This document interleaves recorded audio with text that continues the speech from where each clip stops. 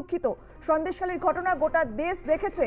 সন্দেশখালীতে তৃণমূল নেতাদের বাঁচাতে চেষ্টা করেছে তৃণমূল সরকার। বাংলার পরিস্থিতি গোটা দেশ দেখেছে। বিজেপির চাপে পড়ে গ্রেপ্তার করতে বাধ্য হয়েছে। আরামবাগ থেকে সরাসরি রয়েছে আমাদের প্রতিনিধি সুচারু মিত্র। সুচারু, আরামবাগের জনসভা থেকে সন্দেশখালীর প্রসঙ্গ তিনি তুলে ধরেন এবং বলেন যে বিজেপির চাপে পড়ে গ্রেপ্তার করতে বাধ্য হয়েছে এবং সন্দেশখালীর ঘটনা গোটা দেশ দেখেছে। দেখো, একটা একটা করে পর্যায়ে আসি। প্রথমে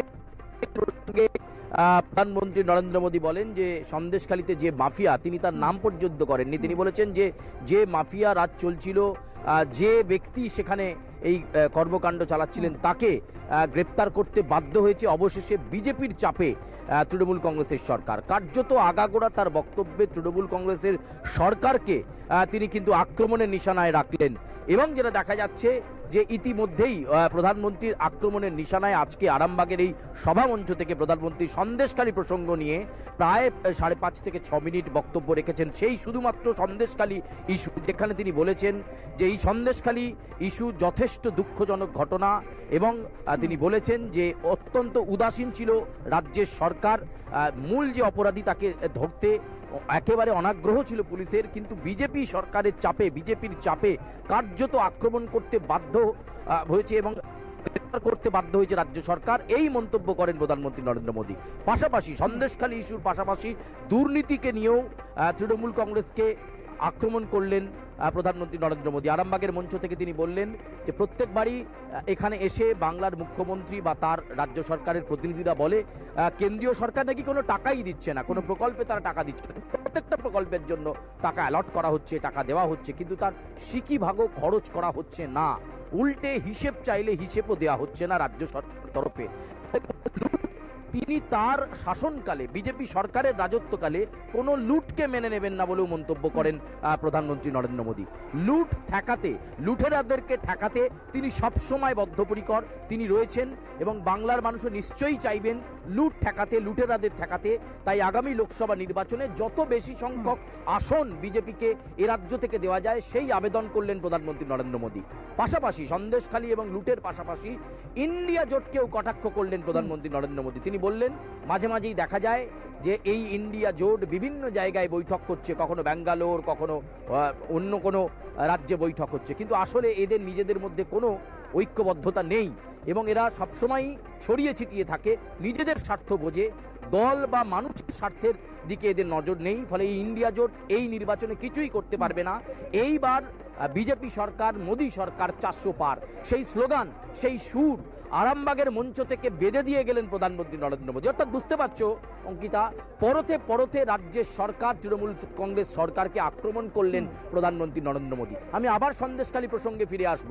সন্দেশখালী ইস্যু নিয়ে যখন বলতে শুরু করেন প্রধানমন্ত্রী নরেন্দ্র মোদী, তিনি বলেন যে নারীদের ওপর নির্যাতন, যে নারী সশক্তিকরণের কথা বলছে কেন্দ্রীয় সরকার, যে নারীরা এগিয়ে যাচ্ছে, পেছনে সবসময় কেন্দ্রীয় সরকার রয়েছে, সেই নারীদের ওপর সীমাহীন অত্যাচার হয়েছে সন্দেশখালীতে। অথচ সন্দেশখালীতে যে মাফিয়া রাজ চলছিল, সেই মাফিয়া রাজ দমন করার এতটুকু চেষ্টা করেনি তৃণমূল কংগ্রেসের সরকার, পশ্চিমবঙ্গের সরকার। বিজেপি লাগাতার সেখানে প্রতিবাদ আন্দোলন গড়ে তোলে। কার্যত বিজেপির চাপেই সেখানে গিয়ে মূল যে কালপ্রিট, সেই কালপ্রিটকে ধরতে বাধ্য হয়েছে রাজ্য সরকারের পুলিশ। এবং তিনি এরপরই সন্দেশখালী প্রসঙ্গের পরই প্রধানমন্ত্রী তার বক্তব্যে নিয়ে চলে আসেন দুর্নীতি। কেন্দ্রীয় সরকারের প্রকল্পের টাকা নিয়ে দুর্নীতি করছে তৃণমূল। অনেক ক্ষেত্রেই প্রকল্পের টাকা এসেছে, তার সিকিভাগও কাজ তৃণমূল কংগ্রেসের সরকার করেনি, এমন চাঞ্চল্যকর অভিযোগ আরামবাগের প্রচার মঞ্চ থেকে করলেন প্রধানমন্ত্রী নরেন্দ্র মোদী।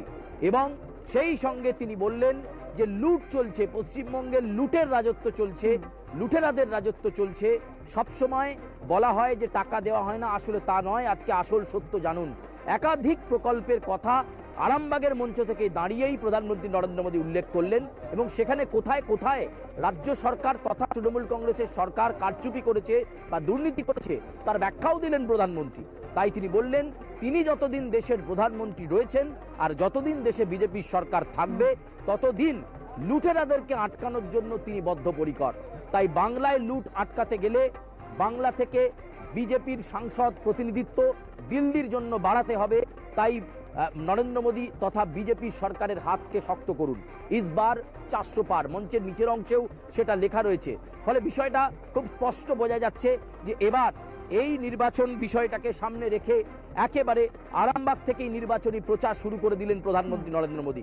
তিনি তার প্রচারের একেবারে মুখ্য ভাগে প্রায় 37 থেকে 38 মিনিট বক্তব্য রাখলেন এবং সেই বক্তব্যে তিনি অধিকাংশটাই আক্রমণ করলেন রাজ্যের মুখ্যমন্ত্রী মমতা বন্দ্যোপাধ্যায়কে।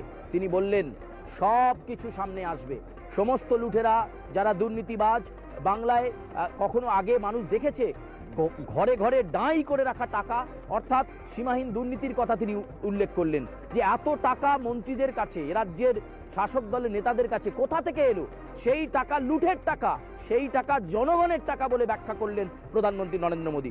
সমস্ত টাকা ফেরত দিতে হবে, সমস্ত টাকা ফেরত চাই বলে আরামবাগের এই মঞ্চ থেকেই কার্যত হুঙ্কার ছাড়লেন প্রধানমন্ত্রী নরেন্দ্র মোদী। আজকে আরামবাগের এই সভায় তিনি তার দুই সেনানী, একদিকে সুকান্ত মজুমদার, অন্যদিকে শুভেন্দু অধিকারী, তিনি বললেন যে তিনি এখানেই থেমে থাকবেন না, তিনি আগামীকাল কৃষ্ণনগরেও সভা করবেন, সেখানেও একই রকমভাবে রাজ্য সরকারের বিরুদ্ধে আক্রমণ শানাবেন।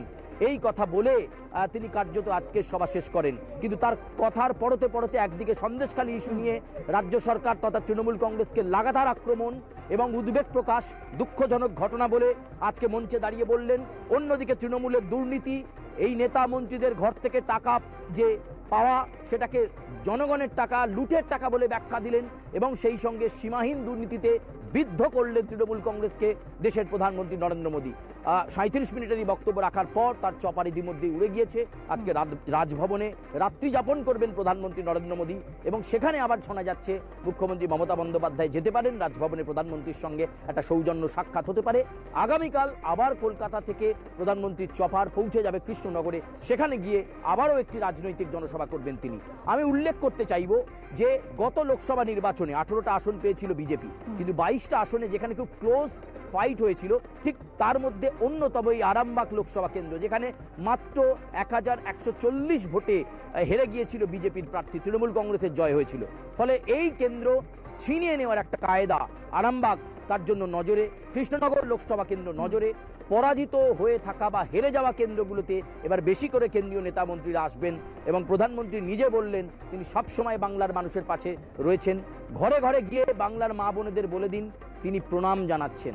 কার্যত তার ভাষণের শেষে বলেন আরও একবার মোদী সরকার, বাংলায় তিনি বলেন, বাংলার মানুষের সেন্টিমেন্ট বুঝে তিনি বলেন সকলে মিলে বলুন আরও একবার মোদী সরকার। ঠিক এইভাবে স্লোগানে হুঙ্কার ছেড়ে তিনি আরামবাগ ছাড়লেন। অঙ্কিতা, বেশ, ধন্যবাদ সুচারু। আজ আরামবাগে সভা করেন প্রধানমন্ত্রী নরেন্দ্র মোদী এবং সেখান থেকে সন্দেশখালীর কথা তিনি তুলে ধরেন যে সন্দেশখালীর ঘটনায় গোটা দেশ দুঃখিত, আর বিজেপির চাপে পড়ে গ্রেপ্তার করা হয়েছে, এমনটাই বললেন মোদী। এছাড়াও রেল প্রকল্পে বন্ধ রয়েছে রাজ্য সরকারের অসহযোগিতায়, আয়ুষ্মান ভারত চালু করতে দিচ্ছে না রাজ্য সরকার, এমনটাই বললেন প্রধানমন্ত্রী নরেন্দ্র মোদী।